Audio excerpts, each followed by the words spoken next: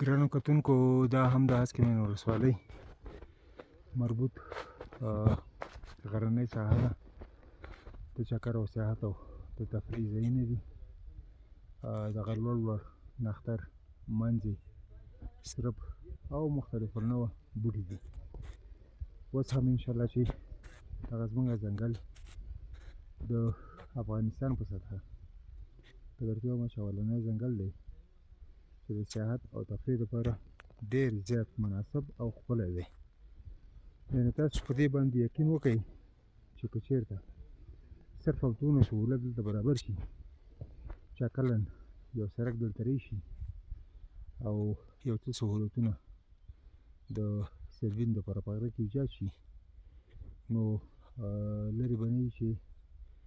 د شرقي زون ټول افراد او په مجموع کې